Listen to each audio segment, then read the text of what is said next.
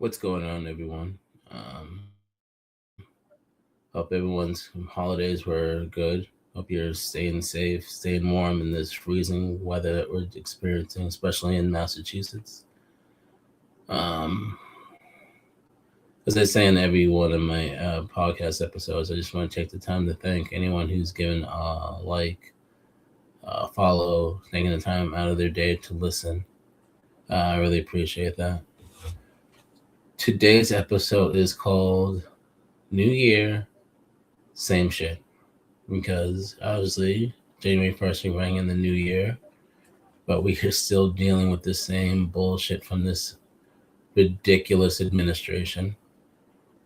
Just when you think that Donald Trump can't sink any lower, he's like, hold my beer. He goes into Venezuela, pretty much declares war on them, kidnaps Maduro, and then I'm not defending Maduro in any way, shape, or form, so don't think that. He is a dictator and he needed to be ousted out of leadership. But it was up to the people of Venezuela to do that, not the president of the United States. Brings him back to America to face trial, which basically, like I said, is an act of war. He didn't get approval from Congress, so he violated the Constitution and international laws. And then it's basically about oil. They're not even really, even though they're trying to drum him up on weapons and drug charges. But if that's the case, if he's such a drug lord, why did you recently pardon Juan Orlando Hernandez, the former president of Honduras, who was convicted for trafficking like 400 tons of cocaine into the country? So clearly it's not about drugs. That's bullshit. Anyone that believes that needs to get off drugs. It's about the oil. It's about the rare minerals that Venezuela possesses. The United States is butthurt that Chavez kicked out Exxon and all the other American companies that were freaking raping the oil from Venezuela years ago.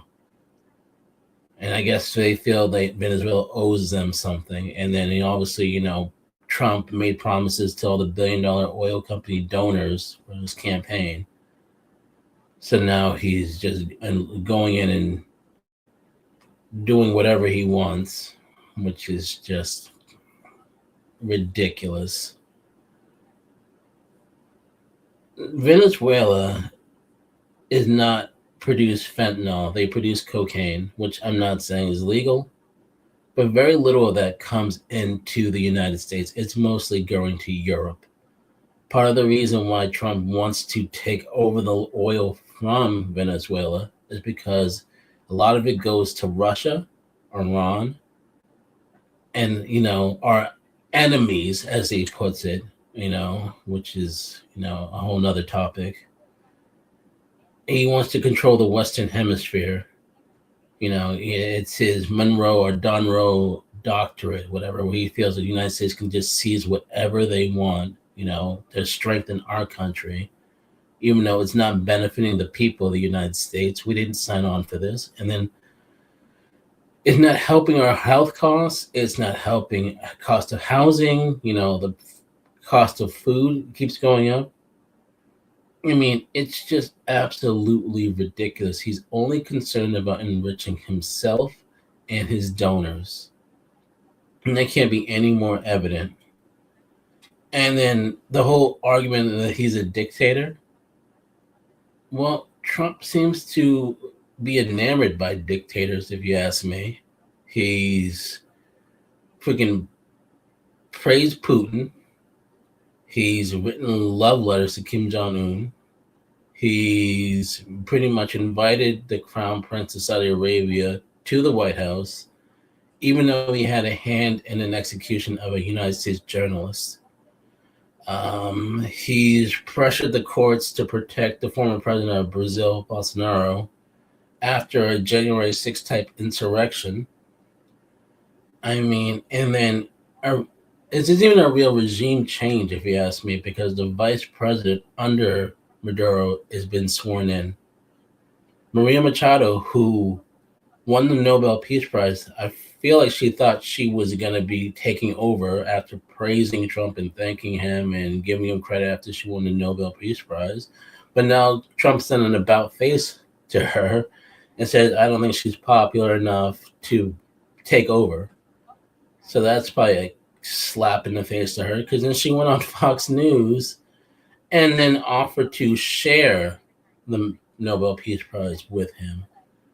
What, the FIFA participation a medal wasn't good enough for him? And that's the only way you can talk to Donald Trump, is by offering him something or praising him or admiring him or, bowing before him. That's the only way he operates. It's all about him. Freaking joke. I mean, what really also took the cake is the fact that all this chaos in the Caribbean canceled flights, so people were stranded in areas and couldn't come back into the country. But you know what? This is what many of you voted for. You fucked around, and now you found out that he does not give a fuck about you. He never has, and he never will. It's all about him and his donors and his businesses and his children, for the most part, except for maybe Tiffany. Again, another topic for another day. And if you look at the history of this world, regime changes usually aren't successful. Look at Iraq, look at Afghanistan, and there's countless others. Where the countries are left in instability, they have another warlord or cartel or dictator propped up, and it only benefits the United States. It doesn't benefit the people of those countries.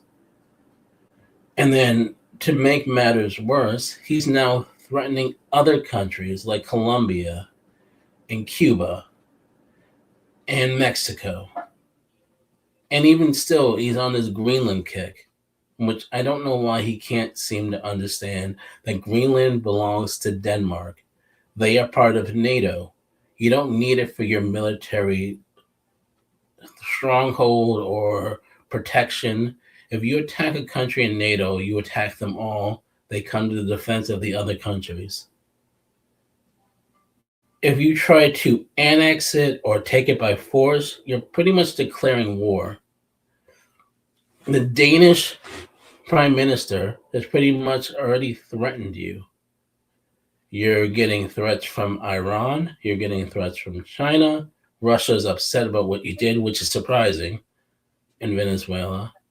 Mexico is pretty much ready to defend itself if it has to. I mean, you're causing chaos and dysfunction, and you're putting us in a very, very bad position. This president threatened a promise not to start any wars, and he's going on bombing places like Nigeria, Yemen, Iran, Venezuela. I mean, he's a warmonger, if you ask me. Not a person that should win a peace prize. He shouldn't even be president. I am asking everyone, wake up and smell the burnt toast. This man does not care about this country. He doesn't care about the people. He cares about his pockets. Please, in the midterms, do what's right. And I understand the Democrats have their issues, but we need checks and balances. That is what this country was based on, checks and balances. You're a president, not a king, not a dictator. You have rules and guidelines and regulations that you have to abide by. And if you're not doing that, then you need to be voted out. The stakes are too high, and people's lives are at risk, especially those servicemen and women. They're not props or pawns to be played in your political game. They have families. Again, that's just me just being honest. I'll get off my soapbox now. I'll catch you on the flip side. Have a good day. Stay safe.